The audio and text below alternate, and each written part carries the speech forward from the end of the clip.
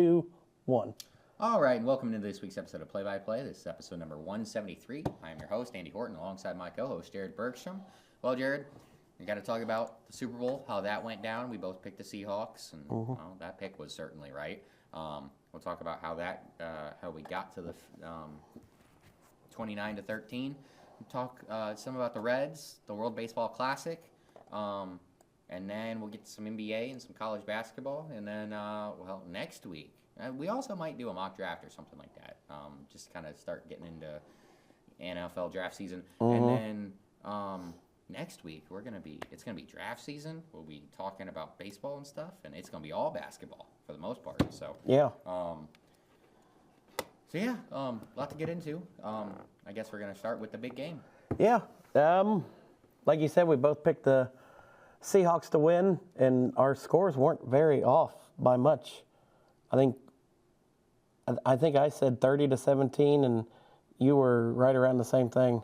Oh, I wish I actually remember what I said the score was.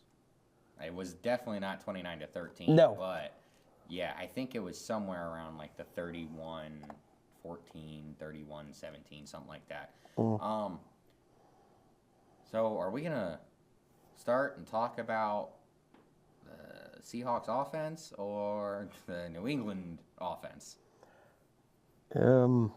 Neither really did anything until the fourth quarter. But, I mean, Seattle was able to move the ball down the field enough in the first half to just get field goals. I mean, Jason Myers is their kicker? Yeah. Yeah. Yeah, he was 3 for 3 in the first half with a long of 41. But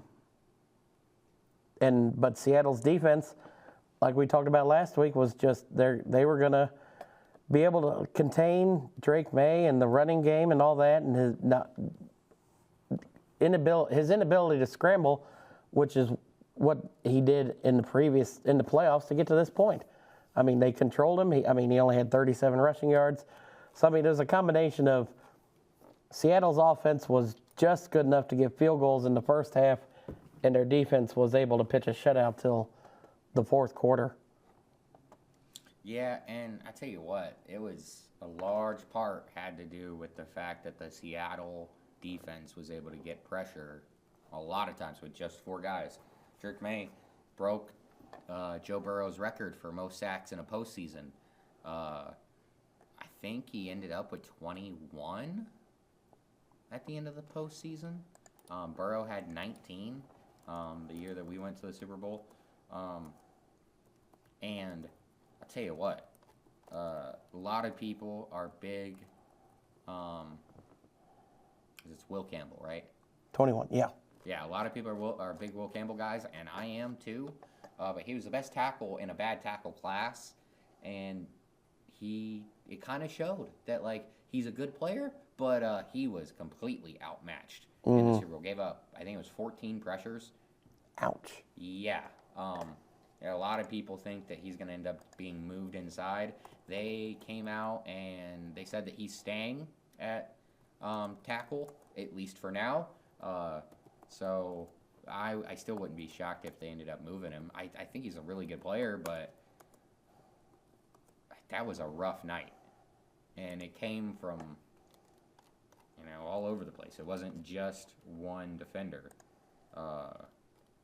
There was 11 quarterback hits, and Devin Witherspoon, safety, had 3 of them, but no one else had more than 2. It was just everyone who checked in along the defensive line was making an impact and getting a hit.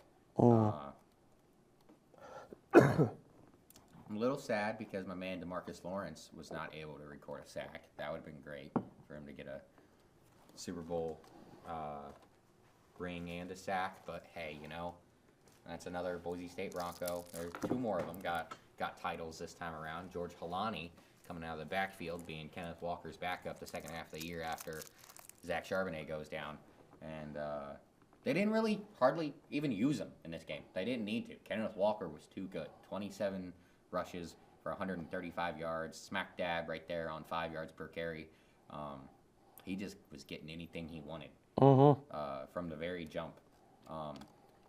And we saw a few different Sam Darnolds this year. We saw in the NFC Championship game, we saw gunslinger Sam Darnold, where he has to throw for 350 yards and outduel Matt Stafford.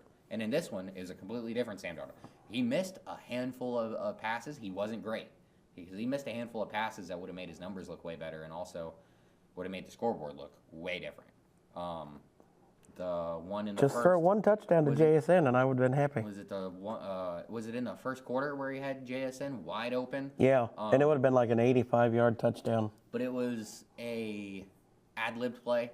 JSN was not supposed to run the route. He did, but he saw that the back door was wide open, and so he went for it. And Sam got a little too excited, put a little bit too much on that one, and or those numbers would have looked way different. Cause that was a 60. It would have been a 60-ish yard touchdown, and would have given him a touchdown, and made those numbers look a lot better. Instead of having 202 yards, it would have been 270, something like that. But yeah, like I said, like Kenneth Walker just from the absolute jump. On the very first play of the game, he had a 10-yard rush. I mean, from the absolute start, he got whatever he wanted. The second play, he got nothing. But, they were able to get down in field goal range, and that's all they were able to do in the first half, but that's a heck of a lot better than what the Patriots were able to do, with 28 yards being their best drive through the first half. Actually, with 28 yards being their best drive until the fourth quarter. Yeah, I think they only had 50 yards at halftime. Yeah, it was some very low number. Yeah. Crazy. But literally, they had 28 yards on their first drive of the game, and then after that, in the first half, 6 yards, 5 yards, -2 yards, -10 yards. Excuse me, just 10 yards. -1 yard. So, I mean, yeah, that's less than 50. That's all of their first half drives. It's 11 and 28 is 39, and then 10 more. That's 49 yards, and that doesn't count the minus yards, because there was -2 and -1, so they had 46 yards in the first half. Ouch. Just completely put the clamps on them. The offensive line had no answer. And, we saw, it wasn't nearly as bad as Sam Darnold back with the Jets, but at times it felt like Drake May might have been seeing ghosts. I mean, he was sacked 6 times for 45 yards. And then another big thing, they were completely one-dimensional because the offensive line, I already said it, they were completely manhandled. Right. They couldn't do anything in the rushing department. And actually, Drake May's 37 yards makes that look way better than what it actually was. You take away his 37 yards, and they rushed for 52. Right? No, 42? Yeah. It's not good enough. Good Lord, Jesus. Not good enough. No. And then I just felt like going in to the Super Bowl. I mean, I think I said it last week on the show, or if I didn't, then I've just been telling every person I know that I thought the Patriots had no chance. Like, I guess you'd say they got a puncher's chance, but it just felt like they didn't have the offensive firepower to be able to, like, nothing on their offense makes a defensive coordinator, stay up at night, and like the Patriots with Bill Belichick for 20 years, they were kind of known as the team that, the guy who's gonna keep the defensive coordinators up at night, they're just gonna take him out of the game completely, and 4 catches for 27 yards, Jackson Smith and Jigba. It's almost like the Seahawks knew what was gonna happen, like. They still threw it to him 10 times, but it wasn't, oh, crap, nothing from Jackson Smith and Jigba today. Oh, we're screwed. No, they had a game plan to be able to go and to Cup. deliver the ball to Cooper Kupp, who already had himself a Super Bowl MVP and just was fantastic. 6 catches for 61 yards. A.J. Barner, the backup tight end, the starting tight end, rather. I was about to say, Also did a nice job hauling in all 4 of his targets. Yeah, I just think I said before the national championship game for at least 2 rounds that Indiana was just inevitable. It just, sure, they could have lost, but to me, the whole time, it just felt like they were going to have to beat themselves if they were going to lose. And it almost felt the exact same way here in this game to me, because I'm a big Sam Darnold fan. But I'm not sitting here saying that Sam Darnold was going to take them to the promised land. They have a great team. Right. He's played well all season long. He's played well for good chunks of the season, because even I guess I can't say that he played well all season long. He led the league in turnovers. I did not know that. And he didn't turn the ball over in the playoffs. The Seahawks were the first team ever to win a Super Bowl without turning the ball over at all in the playoffs. Huh. Yeah. They were awesome. Yeah. I think until that the fourth quarter, I really thought the MVP was going to be Jason Myers, until Kenneth Walker had this couple big runs that really put it out of handle time wise. I was like, damn, we've never had a kicker be the MVP, and I mean I wouldn't have cared. I mean, he was 5 for 5 for field goals. They don't win without him. Well, and not only was he 5 for 5, but I guess none of them were actually super long. 41 was the long. I mean, Drake May had his worst QBR rating in his career. I know it's only his second year, but still 16.3. Yeah, I'm just because of how much he was under attack, I'm not super shocked by that. Damn stink bug. Yeah. Well, it's like you said before we came on the show. I didn't realize he threw for almost 300 yards. Yeah, I mean, he had to, though, because they didn't have anything from the running game. Because, like I said, they ended up having 80 yards, but you take out his 5 rushes for almost 40, and then Then they barely have 40. Yeah. And that would have been 13 rushes for 42 yards. That ain't good. Ouch. That's not the type of efficiency that you want or need to see. I think I said this last week, that if Stephon Diggs is your number 1 wide receiver 5 years ago, that's great. Yeah. If Stephon Diggs, or even 3 years ago, that's great. If Stephon Diggs is your number 1 wide receiver today, now you have problems. Yeah. Just because he's not the dude he was before. They're going to have to go and get him a true number 1 receiver. Oh, and I think they will. They have the most cap space or something like that. They have a lot of cap space. So I'm actually more afraid of the Patriots this next season rather than this one.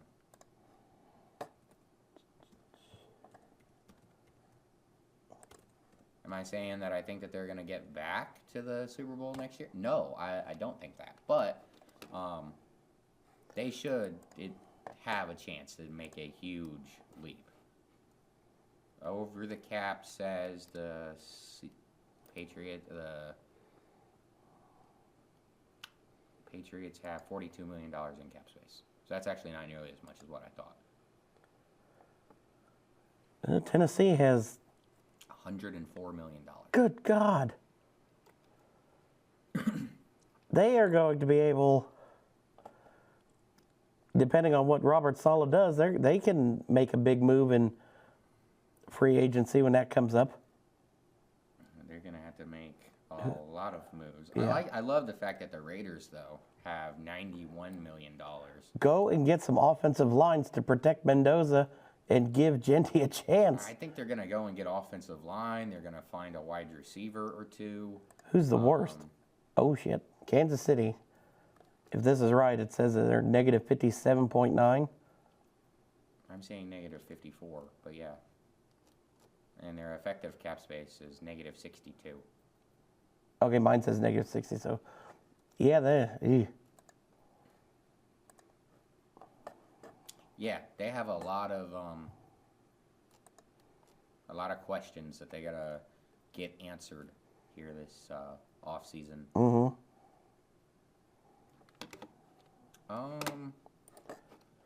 Let me see. What did and what didn't we get to? Oh, great play by Christian Gonzalez, breaking up the deep touchdown. Yes. Rashid Shaheed, because that was the other big play that the Seahawks almost had in the first half. Right, that one was in the first half.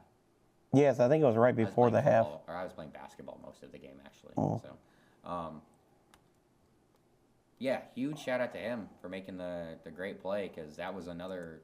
There was two real plays that could have really made this thing look ugly, and the one was the JSN catch or the throw to JSN, and the second one was the one to Shaheed.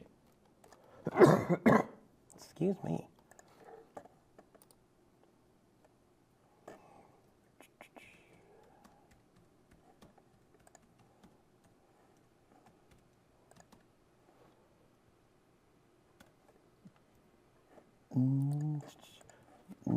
I don't really have anything else to say about the Super Bowl.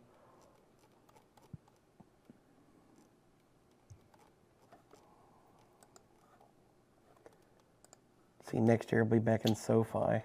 Oh, you know who, and it just hit me. You know who they're going to go and get. Who? The Raiders. They're going to go and sign George Pickens. I'm going to call it now. They're going to go and sign George Pickens. Ooh.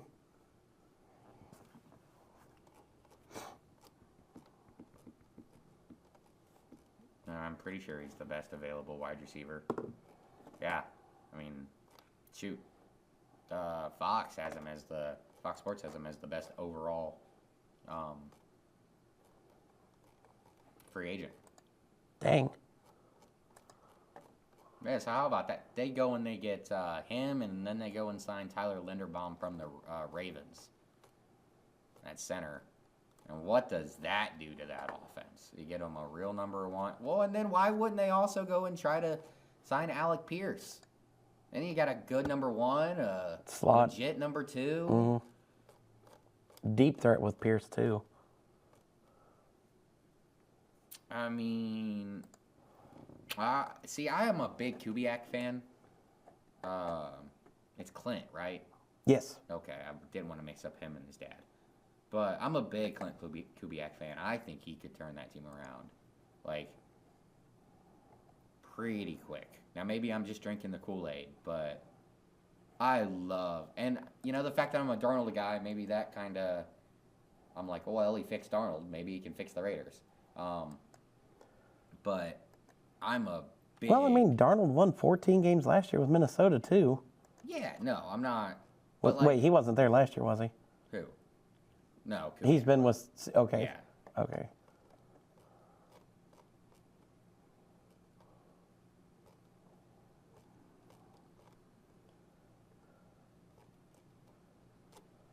Shoot, or that. Could you imagine them going and getting Juan Jennings, and then maybe Pickens, and like I said, Linderbaum to help fix the offensive line?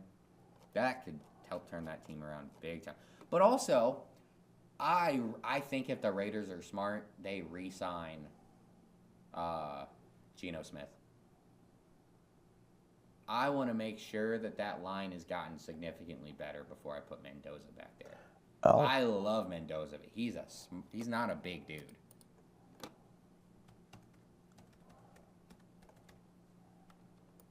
I mean, he's like, what, 220 pounds? Something like that. Yeah, this is 6'5", 225. So he's a tall guy. He doesn't have a lot of meat on his bones, though. And we saw how beat up he was after the national championship game. He spent 17 games behind the Raiders' offensive line. You're going to look worse than that. If he makes it through the season with that. Yeah. I mean, like I said, I'm a Kubiak guy. So I think it would be very smart for them to hang on to Geno so that he's not just getting thrown to the wolves. Mm-hmm.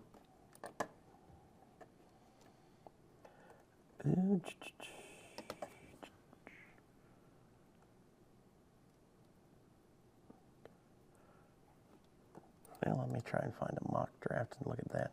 Because, I mean, obviously Mendoza's going to go 1.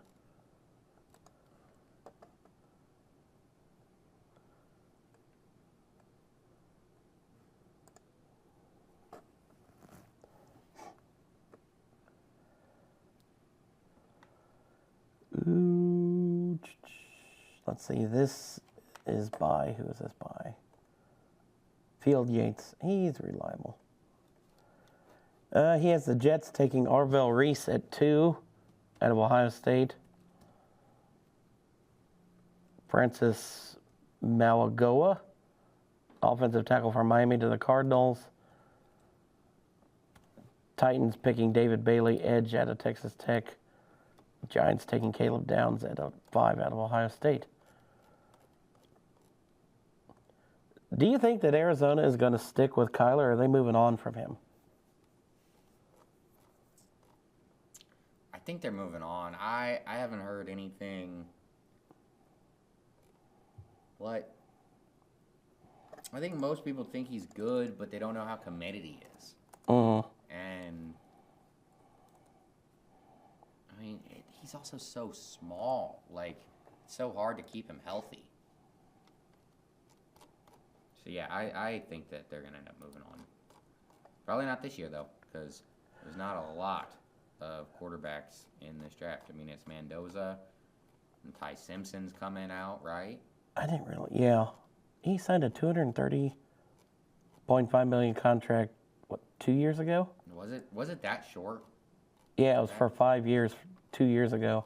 Wow, I didn't realize it was just 2 years ago. Good It felt Lord. longer than that. That's wild. Yeah. Let me see the.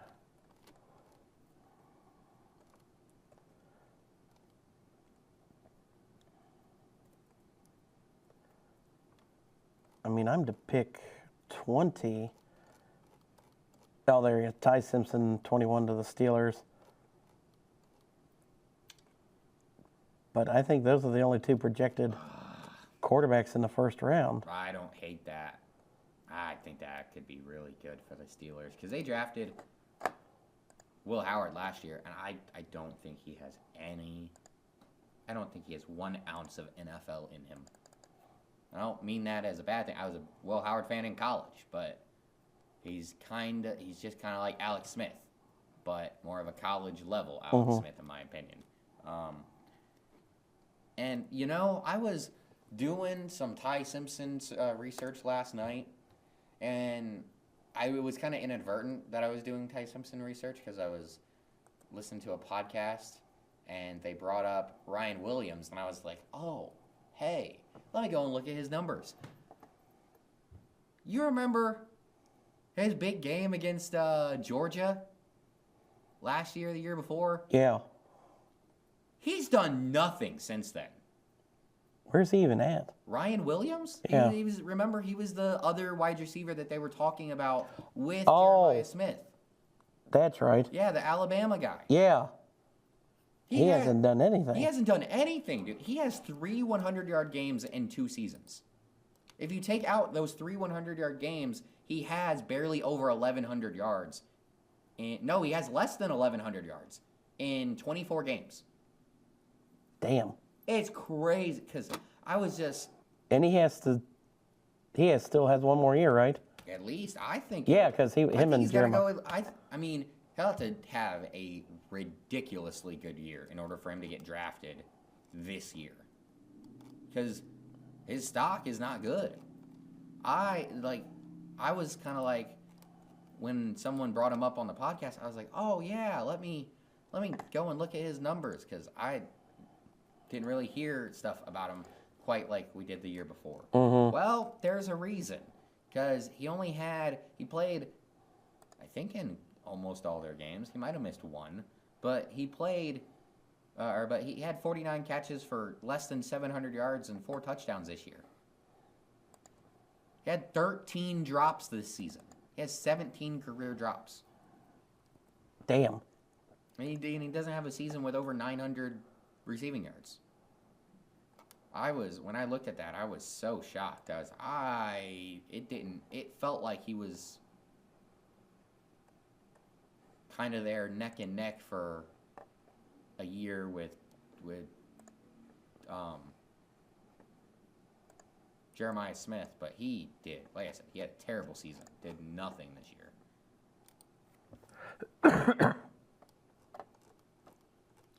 And his, like I said, he's only got 3 really good games. And one of them, he only had 2 catches.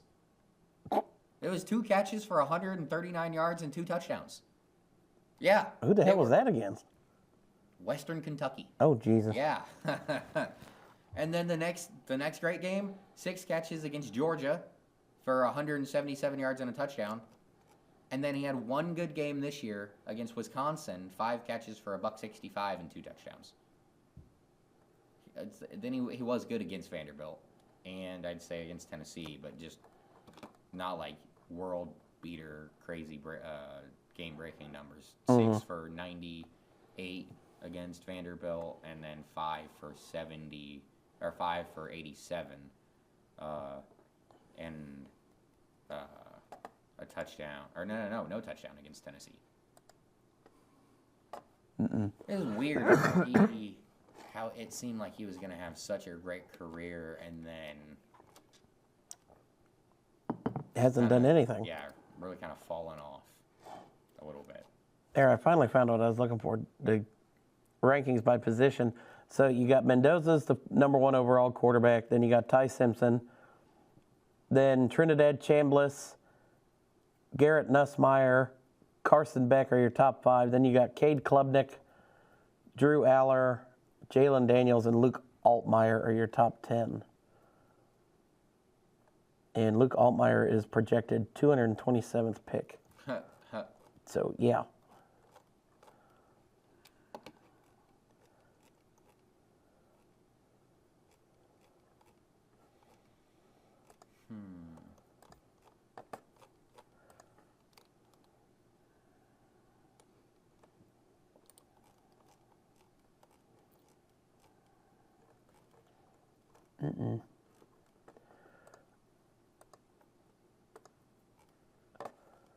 Ooh, I think that might do it for the NFL. Oh, I don't know if you saw, but the Falcons are releasing Kirk Cousins before the New Year starts, so he'll be on the free agency list too. Yeah. Who's going to go and get Kirk Cousins? Be Miami. Big question mark with Tua. You don't know what you're going to get with him. Vegas. I mean, like I said, Arizona. Do whatever you got to do to make it so Fernando isn't the starter day 1. Right. I wouldn't hate that. All right. Do you want to talk about? Oh, I did see this. I'll send it to you so you can look at it too. But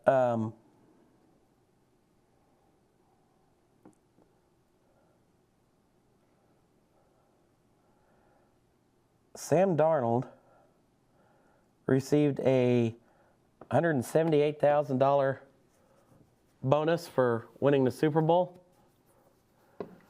So he ends up losing $71,000 because of the jock tax in California. So you win the Super Bowl and it still costs him money. That's crazy. Yeah. Because he had, and I had to look up what it meant by it, but since they were in Arizona or California for 8 work days, you had to pay taxes, I guess, for that. Yeah, for the days that you're in state. You have to do that. You have to do that everywhere you go. Oh, Jesus. So, like, yeah, the announcers, they have to file like 30 or 40 What the hell is Kirk doing? He could just do it from home. Yeah, no, he has to file a lot of tax returns. So he, like on the days when he does game days in one state, but he announces a game in another state, those are two separate. Good Lord. Yeah, it's probably. Damn. But here's the thing. It's like, you just add it up at the end of the year. I spent 8 days in Utah this year. So. Oh, okay. Yeah, it's not so like. they can. Yeah, it's not Okay. like an individual one for every time they go. Yeah. Okay. So if he does. So like if game days in If for whatever reason. Austin 3 times that year, he only. He doesn't pay anything. Texas has no state tax. Oh, I didn't know that. Everyone knows. I don't. I live in Ohio. I don't know how you don't know that, because everyone knows that Florida and Texas have no state tax. I knew That's why Florida everyone did. knows there. I knew Florida did. Because they have no taxes.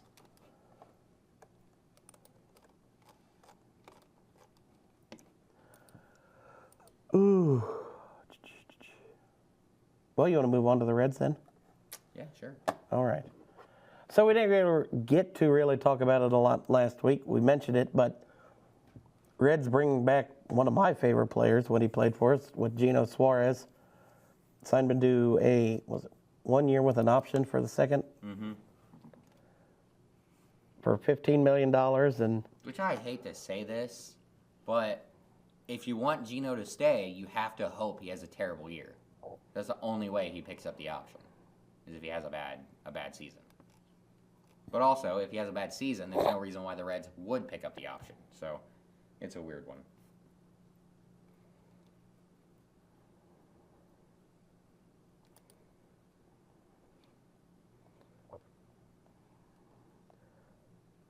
trying to find this. I should have saved it, but it was like their projected lineup for this year. Well, I know that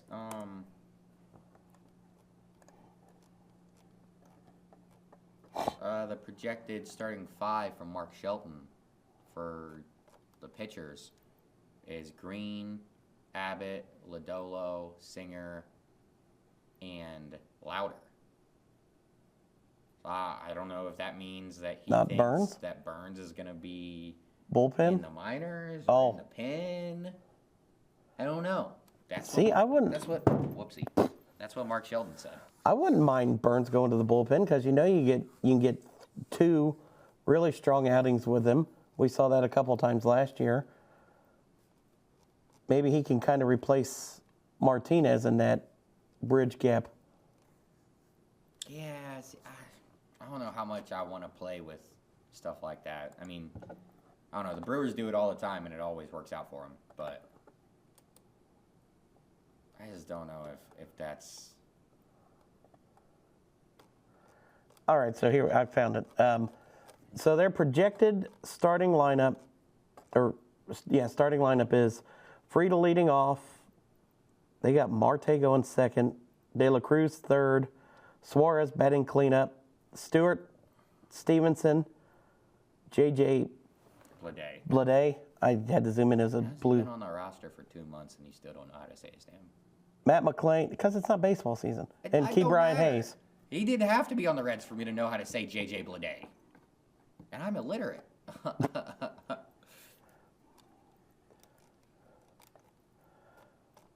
Not a bad starting lineup. I like the top half. So where was McClain in there? Is that 9? 8. 8? Mm-hmm. Why 8? That doesn't make any sense. And then it's got Hayes at 9? Mm-hmm. That doesn't make any sense. You would want Hayes at 8, and then McClain is almost a second leadoff. Yeah. I don't know who came up with that. I don't like that. I don't hate Marte being in second. I kind of like it, but I also would be totally okay if you swapped him and McClain. Like I said, I don't want him at 8 or 9 because I feel like he needs to be higher in the order. I feel so much more comfortable with this year's order, with this year's lineup, because like last year, there's a bunch of, I don't know, and you're squinting to try and figure out how things are going to go together, and it's like, I don't love that. I don't feel like it's the same this year. Okay, this one by MLB, it's a little different. It goes Friedel, Marte, Cruz, Suarez, Steer in left, Stewart, Stevenson, McLean, and Hayes. Wait, the first one didn't have Steer, did it? No. Oh, yes, that doesn't. I'm not. I didn't pay I'm not the attention. world's biggest Spencer Steer guy. I just think he's been too important for the Reds to just be like, he's not an everyday player. I think he's an everyday player. Right. Is he an everyday first baseman? No. No, I don't think so. I don't think he's nearly big enough to play first base. I like Spencer Steer, but, I heard within the last couple weeks that someone did a report or something saying that Spencer Steer is part of the reason why Ellie is not a good defender. And it said that because he's short. And if he was taller, he's 5'9". If he was taller, 6'1", 6'2", 6'3", then a lot of the, from at least what I heard, a lot of the errant throws that Ellie made would have been caught, but he's just not big enough. He would have scooped him up off the ground, or if he was taller, then he just would have been tall enough he could have reached up and grabbed it. But he's 4 inches shorter than the guy who's projected to be the third baseman this year. He's that much shorter than Sal? Sal Stewart's 6'1". Oh. I did not realize Spencer Steer was that little. I just said he was 5'9". I know, but I didn't realize that. Jesus. But, yeah. So that would be like a huge upgrade in and of itself. Like, because even though he was almost Gold Glove caliber defender, just imagine if he was taller. He actually would have been a Gold Glover, and it wouldn't have been close. And if he's taller, he'd probably have more pop. But, so yeah, I don't know how we're gonna work in the guys like JJ Bleday and who was the other outfielder that we went and got? Dan Myers. I don't know how we're gonna use those guys, like when they're gonna get on the field. Mm-hmm. But I do like the ads better than Tyler Callahan, and I don't even have anything against him, but he didn't show anything before he broke his arm last year. Remember, he was the guy who broke his arm against the Braves. I didn't even think he played that many games. Did he? Played a handful, but I didn't see anything that impressed me. And who would you rather have? Guys that have gotten a lot of MLB experience and not been the greatest, or Rhys Hines, who, when he hits the ball, it flies up into the bleacher seats and bounces off the scoreboard, but if he doesn't hit the ball that far, he's going right back to the bench. Mm-hmm. I love Rhys Hines. I'm a huge Rhys Hines fan. He just has to find a way to make contact. So, until then, I much prefer having guys like Bleday and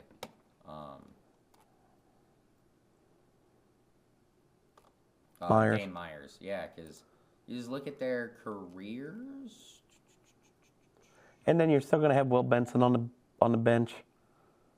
I think Will Benson is going to be starting more than not.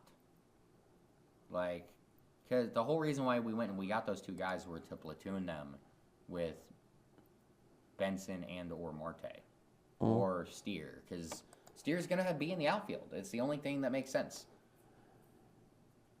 Because you can't put Stewart at third, because that's the whole reason why you traded for Hayes. Got to keep Brian. The whole reason why you traded for him was for the defense, not the offense. Mm-hmm.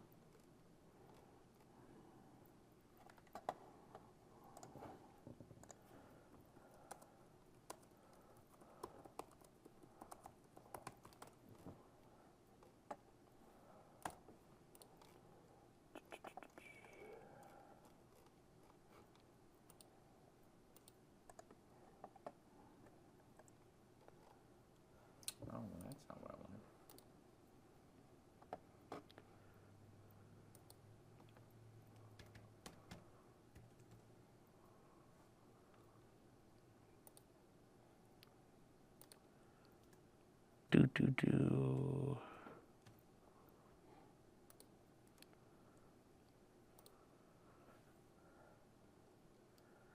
I kind of feel like this is going to be the last year with Stevenson. Because with him winning arbitration, I forget where I was reading an article, but they were talking about trying to ship him by the deadline just to get something for him. But he doesn't add anything. I mean, let me see, what did he do last year? He was okay, but he was hurt a lot, missed a lot of time. Okay, so that's what I was looking for. J.J. Bleday actually hits really good against lefties. It's in his career, it's only 70 plate appearances or 70 at bats, but he hits lefties at a 324 clip. So that's why he's there, to be able to beat up on lefties late in the game, or just to have guys that can hit lefties. And then I think Dane Myers is like the opposite.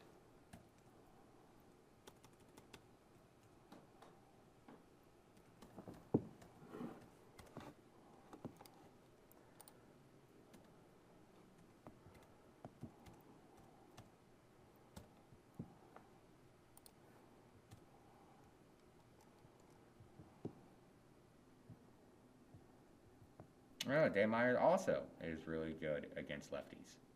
So, oh God, is that then? So I think the one of them is for Benson.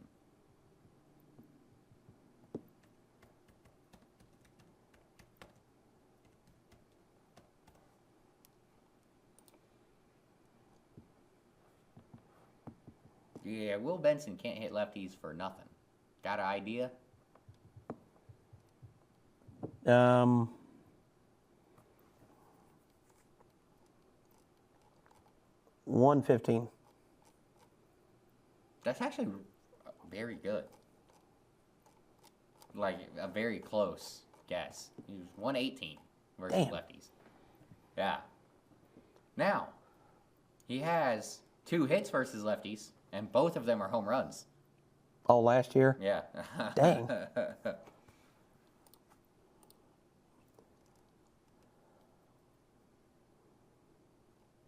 So yeah, I was looking. Stevenson, he had 88 games last year.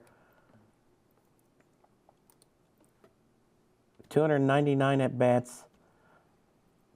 Scored 40 runs, so he did get on base. Had 69 hits, 18 doubles, 13 home runs, 50 RBIs, 126 strikeouts. Yeah, he was. It took him a long time to really kind of come back from injury last year for him to even get anywhere close to where the normal Will Benson was. And like the fact that he just missed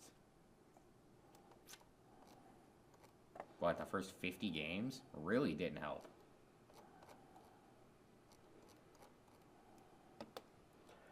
And then Ellie, who played in every game last year? Yeah. Okay.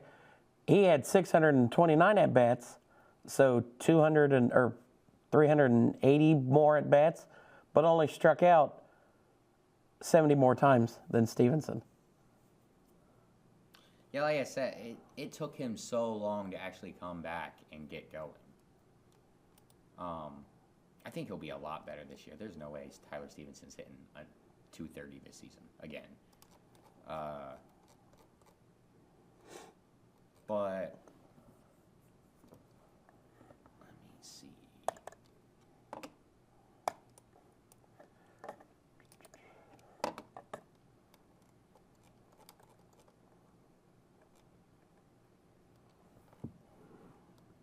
He actually came back way sooner than what I thought. It's just he never actually got healthy, I guess you could say. That's crazy. I don't know. He just had awful. Dude, that's nuts. Because I watched 140 Reds games, like minimum last season. Damn. And I didn't remember him coming back that early.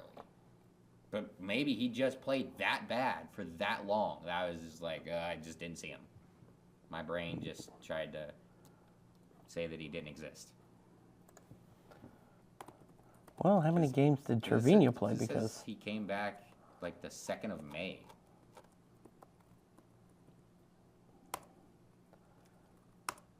I think we were at that game that he came back. It was against Washington. Yeah, because that was their Star Wars game. Oh, was it? Yeah.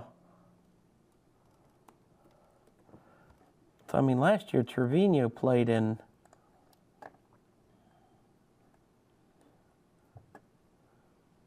He played in 93 games. So, yeah, Tyler Stevenson was just... had that long stretch of being bad that Trevino took a lot of playing time.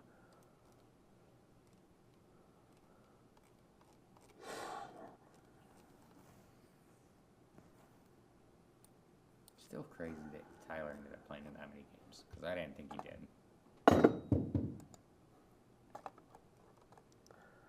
I don't know. It'll be interesting, and we'll talk about it more once we get into closer to the season. Oh, I forgot about Edwin Arroyo on the 40-man roster.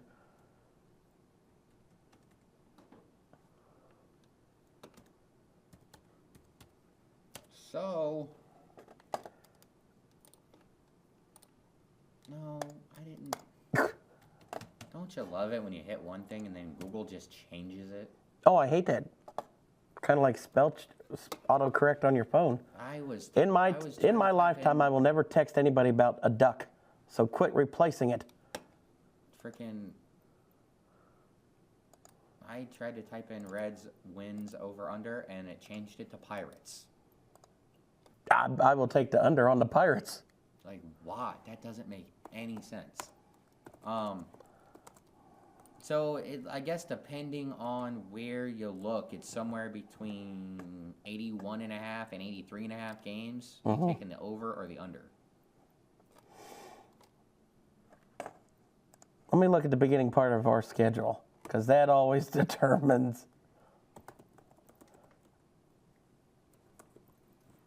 a lot. Oh, well, the first month of the season ain't fun.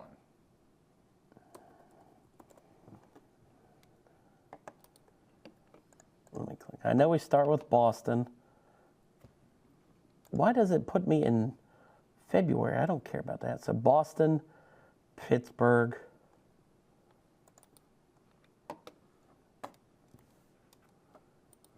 Rangers, Marlins.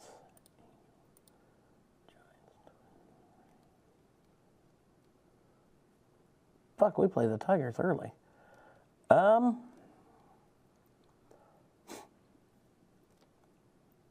If we can get to the end of April with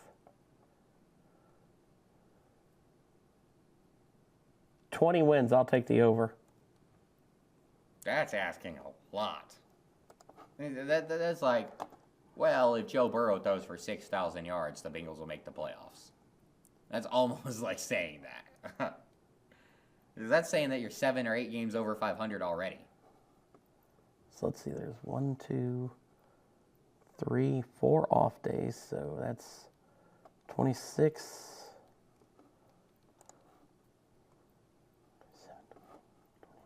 30, 31. Oh, that's 31 games. Yeah, so you're saying the Reds are going to I didn't realize 20 and 11? I'll go 15. So I'm not going to say anything like that. I'm just going to say I think the Reds are going to win at least 85 games this year.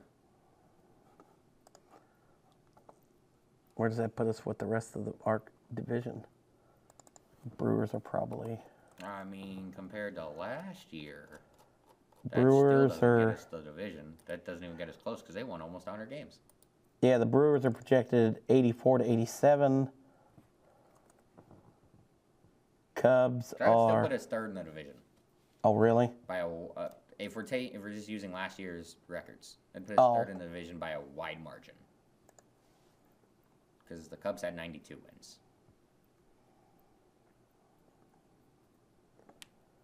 Shoot, let's just do the whole division. All right, what are we looking up then?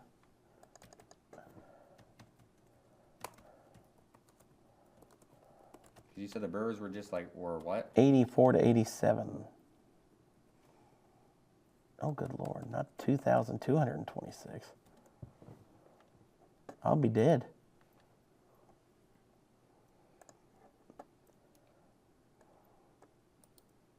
Do I trust Yahoo Sport? Yeah, I'll trust Yahoo.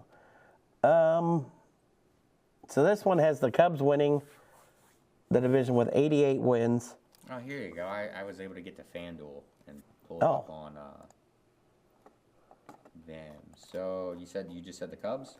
This one, this is Yahoo Sports, has the Cubs. All right, so I'll just go to the Cubs. According to FanDuel, the Cubs are over under 88.5. That's what they have them at, 88 wins. All right, Brewers they have at 87 and 75. Reds 83 and 79. Good Lord, they think the Cardinals are going to be that bad?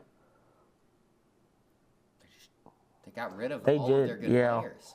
And they traded Sony Michel. They traded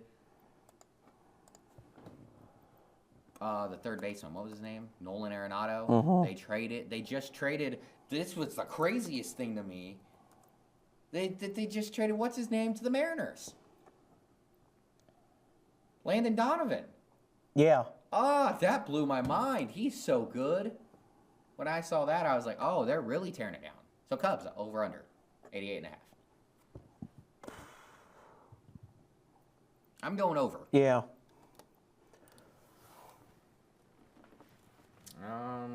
Then the Reds, they have us at 82.5. I'll go over. I already said I'd have us winning at least 85, so yeah, over. Milwaukee, they have the Brewers at 84.5. I mean, you said they won They won 97 games. 97 last year. They traded away Peralta, and like yesterday, they traded away Caleb Durbin. You said at 84 for them? 84.5. I will go just under. I hope you're right, but I have over. That would be great if you were right. The Pirates, 77.5. Under, I think. They didn't add anything that I know of. I added Ryan O'Hearn, Marcell Ozuna. I didn't know they added Ozuna. I say Ryan O'Hearn. I will. I had a little bit more. Those are just the top two that pop up in my head. I'll say it's a put. No, I'll say they'll with whatever the 74. Then. It was 77.5. Oh, 77? Yahoo has them at 74. Jeez. I'll say under.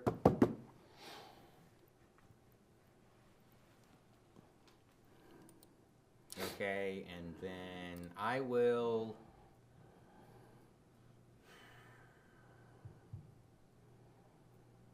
There we go. Next week we'll just go through every record and just write them down and see how we are at the end of the season.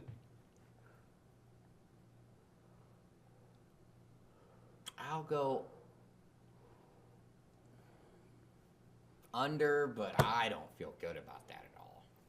I don't feel good about that at all. Mm-hmm. I might come back to that one. And then the Cardinals, 69.5. I mean, they're no good. Yeah. They have nothing. I'm gonna go under. Again.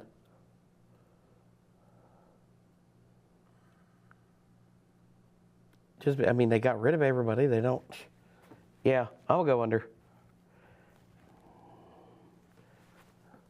So they gave Ryan O'Hearn 2 years, $29 million. The Pirates' first multi-year free agent signing. Any idea? Since Wait, what'd you say? they gave Ryan O'Hearn 2 years, $29 million. The Pirates' first multi-year free agent signing since.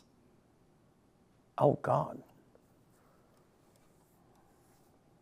Am I looking for a year or a player? Because I don't. Year. Okay. So that's a shit. I don't want to know the player. How long has this guy owned? Because he has not done anything. I'll probably say so. 2010. Not quite that long. Oh. 2016 though. 10 years off. Or 10 years ago. I wonder who, does it say who it was? No. Oh.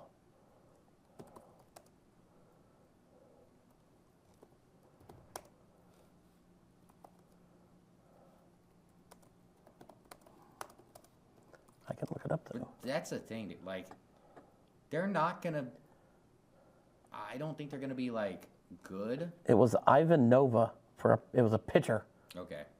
I don't think the Pirates are gonna be good, but they have Skeens, and they had another guy in their system who was also super good. Or no, they had Jones and Keller, right? They had all three of them, and they traded one of them. They traded Keller, Yeah. so I think they still had. Was it Jared Jones? Hold on, I'm pulling it up. And then I think his name was Bubba Thompson or something? Bubba Chandler. Bubba Chandler, okay. Who, he didn't play last year, did he? He was just in the minors, right? I'm pretty sure. I think so, yeah. I don't think he... So let's see, last year, Skeens... It was Skeens, Keller, Heaney, Bailey Falter were their main starting pitchers. Yeah, so they already had good pitching. They just had no offense and then behind it. So they add, like I said, O'Hearn and Ozuna. That should help it out a good chunk. You got to think that, what's his name?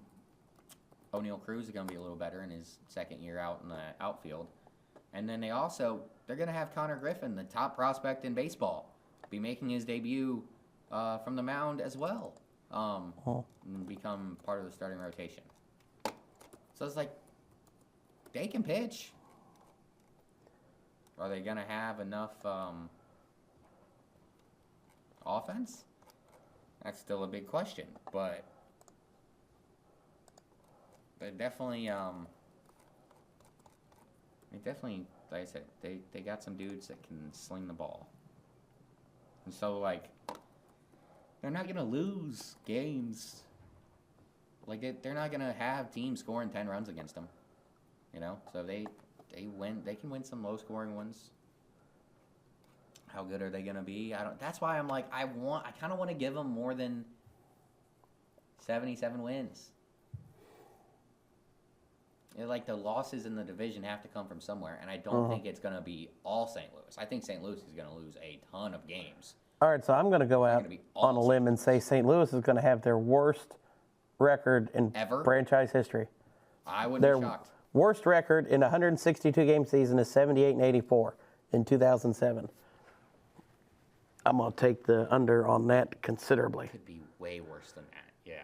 I mean, what did you said it was? This one has it at 68, so that's 10 games under already. That's a game less than what they have over here. Oh. On FanDuel.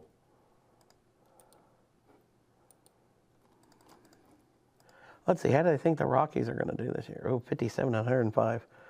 Not much better. 57 and 100, and that's better? That's actually better? They went 43 and 119 last year. Oh, good Lord. Yeah, FanDuel has their over-under at 52.5. The Nationals were bad last year, too. Let's see. They weren't that bad. But they were bad. They weren't that bad. Like, the Nationals, I think they finished within 10 games of 500. Or something like that. They made a run down the stretch. 66 and 96. Oh, well. The Braves ended up finishing within 10. Oh, okay. They did make a run at the end. That's who I'm missing. So yeah, they have the. Oh, they actually have them at the Nationals projected at 62 wins. Ouch. Okay, so here's one for you. Odds to win the division. NL Central. Oh, it's got to be the Cubs. The Cubs are plus 115. Uh-huh. The Brewers are plus 250. The Reds are probably like plus 450. Plus 390. 390. The Pirates are plus 600. And they won't let you bet on the Cardinals because No, that's they not will. going to happen. They will. What, plus 1,100? It's way higher than that. Way higher, plus 1,500. I said way higher, not a little. Oh, plus 2? Plus 3,300. Oh, jeez. I said way higher. Put $1 on it just in case it happens. At least it's not as bad as the Rockies. You said the Cardinals were plus 3,300. 3,300? Oh, the Rockies are probably plus 45, 50. More? Wait, 35 what? I said 4,500. 45? Oh, yeah, way more than that. Oh, jeez. 5,600. Times it by 5. Holy shit. God damn. Plus 30,000. Oh, my God. The Dodgers are minus 700. Oh. That's crazy that they're minus 700. They're the only team. Yes, they're the only team in baseball that is. Minus to win the division? Yeah. What are some close ones then?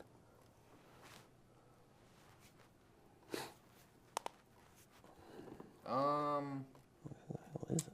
I guess the next closest would be.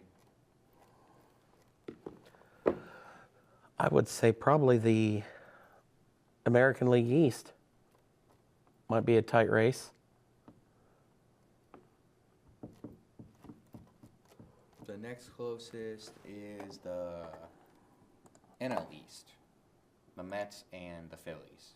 Okay. Plus 145 and plus 190. And then the Braves are right behind them, plus 220. That's a tight division. And Washington plus 8,000. Damn.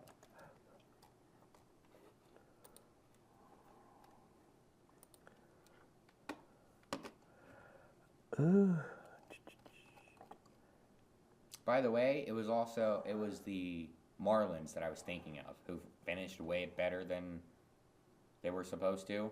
Uh-huh. And with them way better than what a lot of people thought. They were 79 and 83. Okay. The opposite of us. I knew that there was a bad team that they were way better than what most people thought. And yeah, it was the Marlins.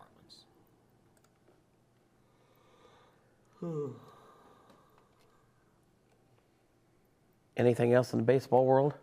I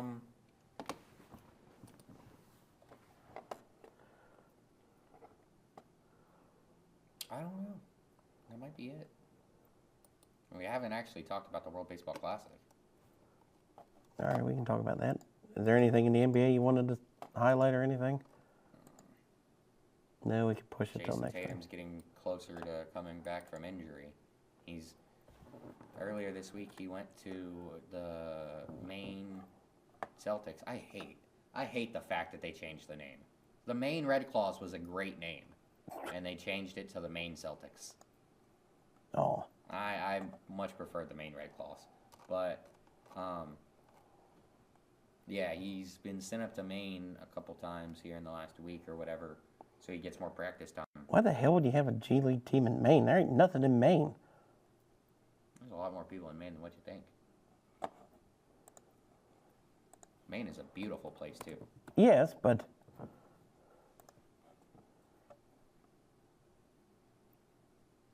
all right, 1.5 million population. Did not know that.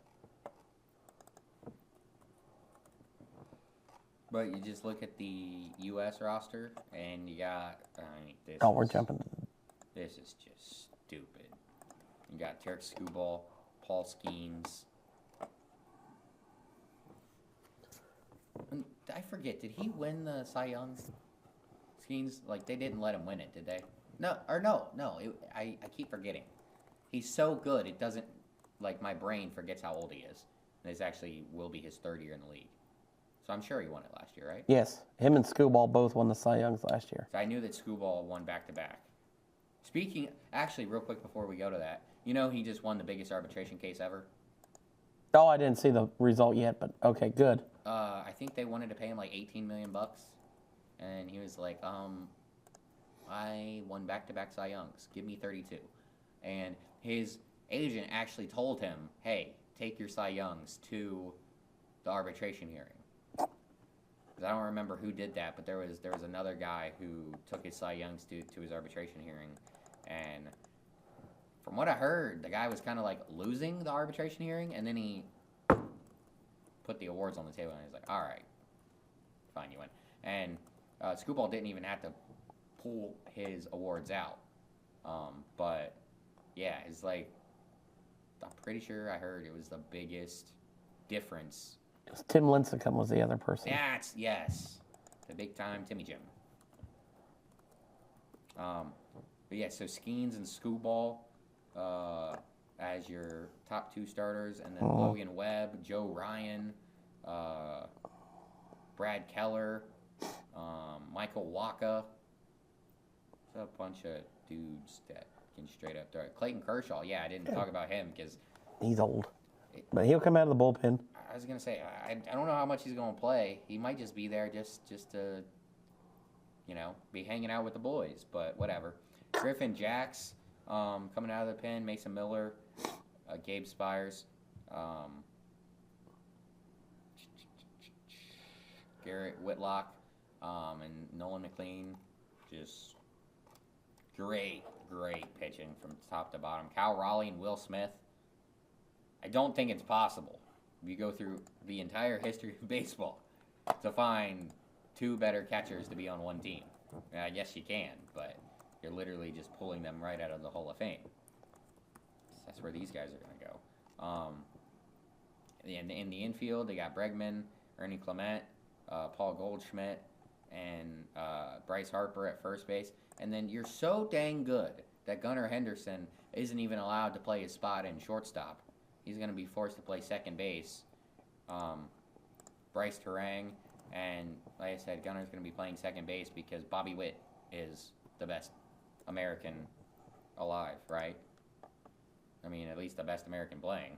You go to the outfield, Byron Buxton, Corbin Carroll. You actually told me he just got hurt. So not Corbin Carroll anymore. Let me see if they takes his spot. Yeah, they might have an answer for that. PCA, and then Aaron Judge, Kyle Schwarber to DH.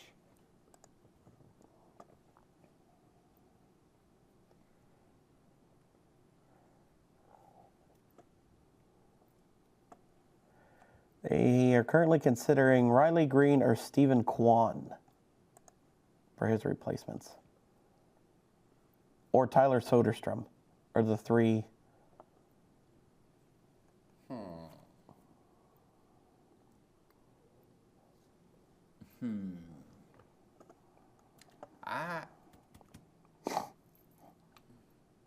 I know this doesn't matter, but if you're just picking for player archetype, you gotta swap Corbin Carroll out for Stephen Kwan.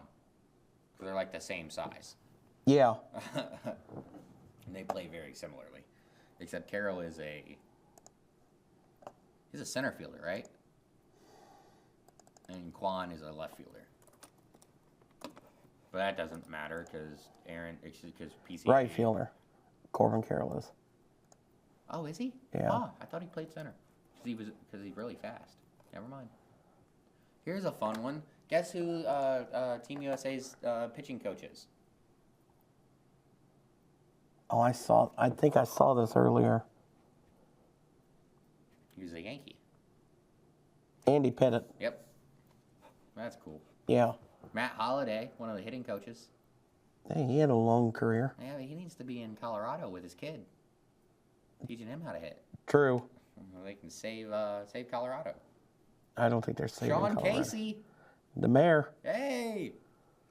He's back from the torn Achilles or whatever. Jesus, yeah. Where is he at now? Love that.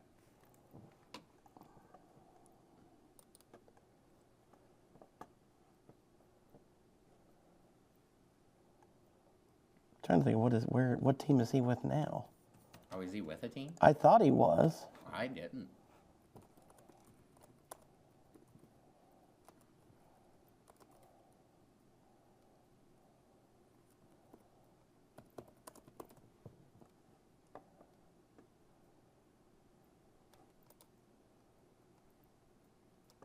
He works for MLB Network. Yeah. He's an analyst.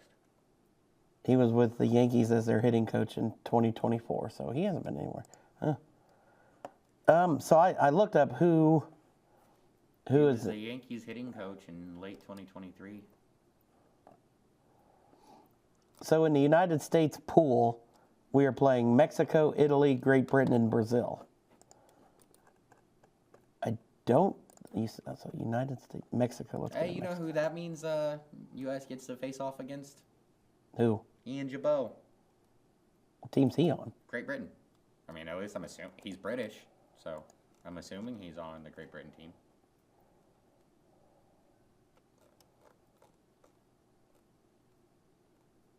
He is not. Wow. That's nuts. Huh. I guess he's not. He's just not playing.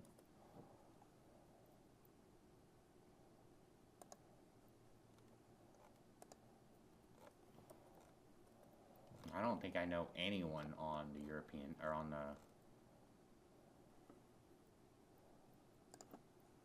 Which one are you on? Great Britain? Yeah, I don't think I know anyone on this team.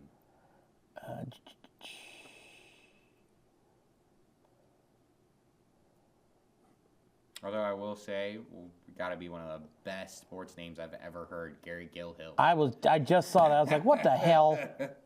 Gary Gilhill. What a name. Okay. You must not have scrolled all the way down. Jazz Chisholm is an infielder for Great Britain. Oh, no, I did go that far, but... With them not having their pictures. Yeah, exactly. That's why I accidentally skipped him. So there you go. I know one. Nick Ward sounds familiar to me.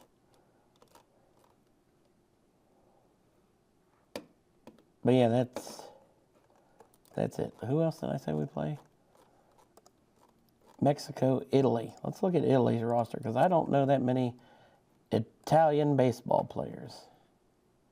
Oh, I think you know a couple more than what you thought, like Joe LaSorsa and Aaron Nola. Oh.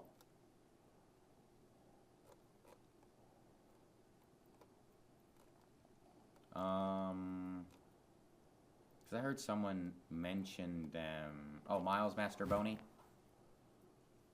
Okay, so I do know.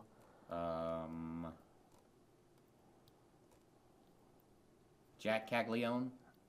He was a top 5 pick in one of the last couple drafts. Yeah, okay, I didn't. Oh, Michael Lorenzen. Yes. They don't have his picture, do they? No. That's why I missed him. Yep. As soon as you said that, I was like, oh, yep, I knew I missed him. And Brazil was the other one. Let's take a look at Brazil's roster.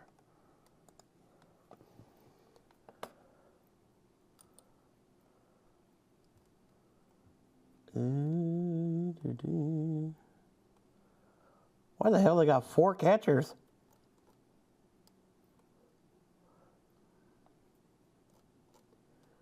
Guess they got good catching.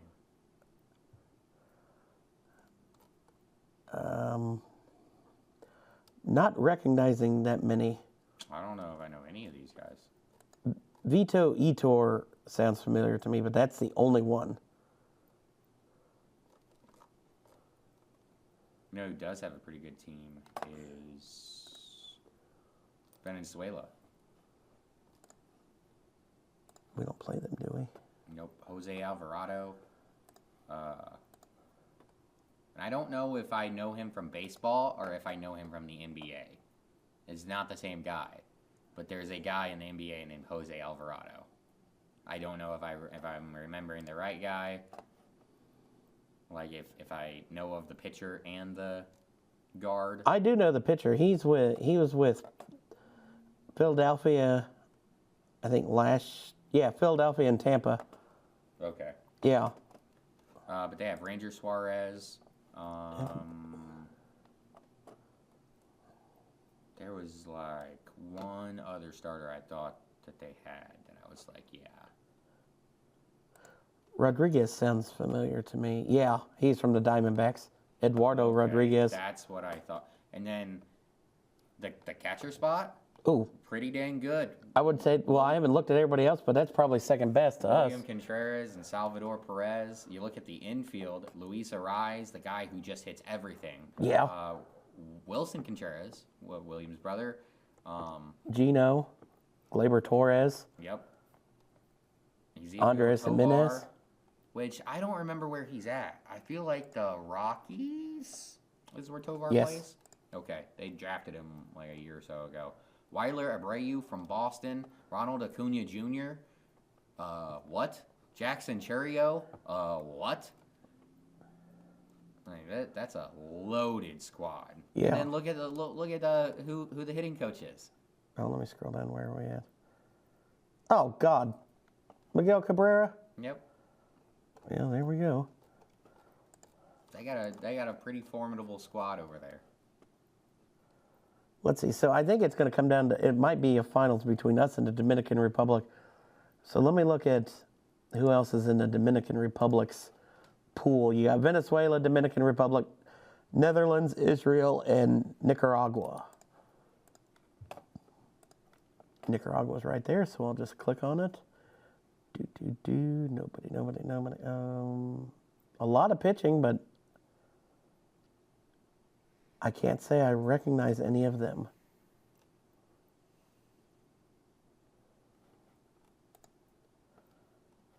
This guy used to be in the Reds minors. Who? Jeter Downs, Yes. For where? Nicaragua. Ah, gotcha.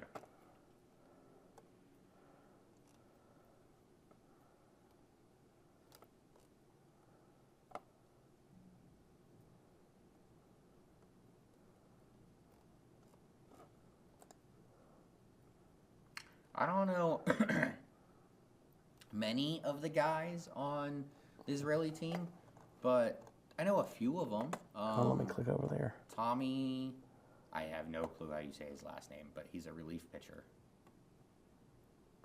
I think it's Connell. Okay, Tommy Connell. Dean Kramer, pitcher for the Orioles, or at least he was last year. Matt Bowman sounds familiar. Yeah, he was with the Baltimore. Yeah, I'm with you. Matt Bowman sounds familiar. I don't know who C.J. Stubbs is, but I'm assuming it's Garrett Stubbs' brother, and I don't remember where Garrett plays, but he's in the minors somewhere. He's on the team for the catcher. Philly Yeah, is where yeah. Garrett Stubbs is Or currently. is he in the minors? Or is He actually, has him listed on the Phillies roster. So maybe he actually makes the actual lineup this time. Spencer Horwitz, at what? He's going to be a first baseman, I guess. Probably. First or second. Jake Geloff, that name sounds familiar. Yeah. And then you go to the outfield, and they got Harrison Bader. Like I said, it's not like they're the most well-known team, but a few more than what I would have expected when I first clicked on the. Here you go. Asaf Loengart. A+ name.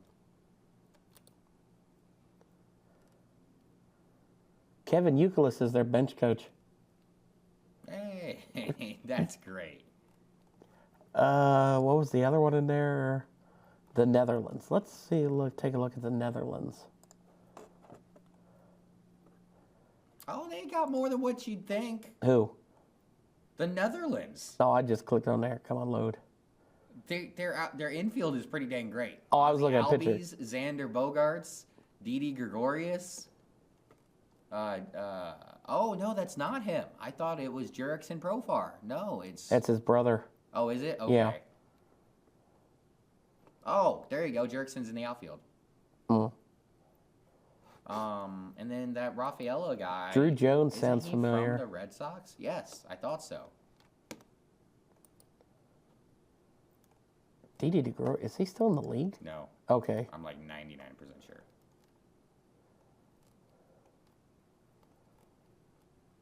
'22 was his last year with Philly.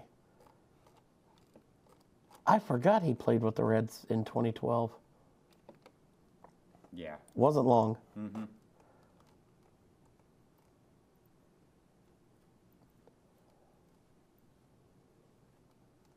Let's see.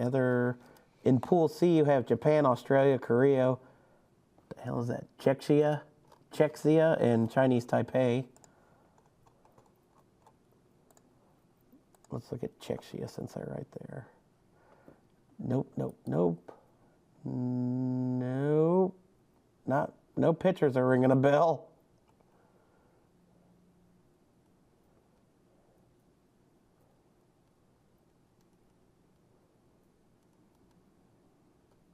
I don't know any. Nope. Guys. Nope. No, none of them. What else did I say? Korea and Chinese Taipei. Let me look at Chinese Taipei.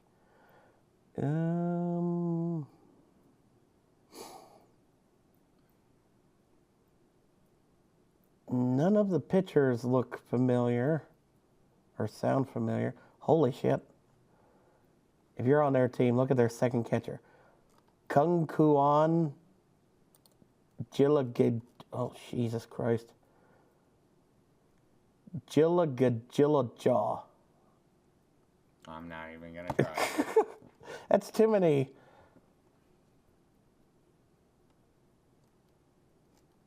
Yeah, none of those sound familiar. And then, I didn't even look at Cuba's roster. Let me look at Cuba. They normally have a decent Cuba.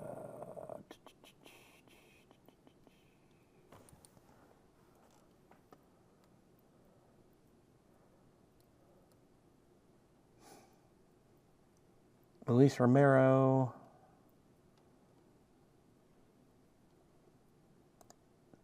What? That's crazy. Seth Lugo's playing for the Puerto Rican team? I mean, how do they determine? I mean, can you just hell, I'll play for this team? I think you have to have, like, family or whatever from there or something. Okay. Because, like, Austin Wells, he was born here in America, but I think his mom is, like, part Venezuelan or... Okay. That's how he's their catcher.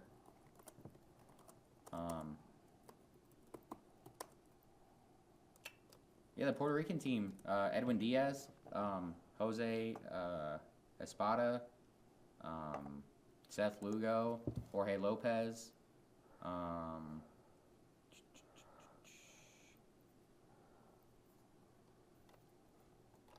Surprised that the other Diaz isn't playing too.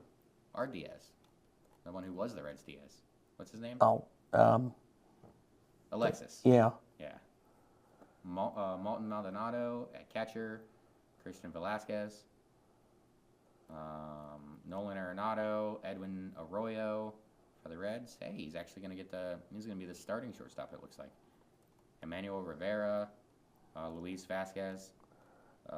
Willie Castro in the outfield. Carlos Cortez. Matthews Lugo. I bet that's Seth's brother. That would be interesting. I didn't know that. Eddie Rosario. Heliot Ramos. Brian Torres.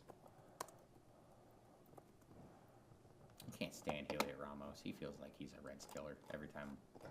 All right, so a player can represent a different country in the World Baseball Classic if they meet any one of several criteria. Obviously, citizenship or dual citizenship in other countries. Birthplace, parental background, at least one parent is or was a citizen of that country. A parental birthplace or previous participation of a final roster for that WBC team. Because I know I forget what country I was looking at, but there's like half of them were American playing for, it might have been Czech. No, Czechia was like all check sheet people. That's so all right. I think that's going to do it for this week's episode of Play by Play. The World Baseball Classic doesn't actually start until March 5th. So we'll talk more about that. We'll actually pick who we think is going to win. Really, March 5th, and then the season starts like, what, the 28th? It's a 12-day tournament. Oh, so it's just... The 5th through the 17th. Okay. And it's done. Mm. So, yeah, we'll talk a little bit more about that. In the coming weeks. Yeah, in the coming weeks. We'll get to NBA, college basketball. Miami, the only Division I team left undefeated after Kansas knocks off Arizona. So, Redhawks. Be interesting to talk about them next week. But, yeah, a lot of basketball on the way, and then we'll be right into the draft for the NFL, too. Yep.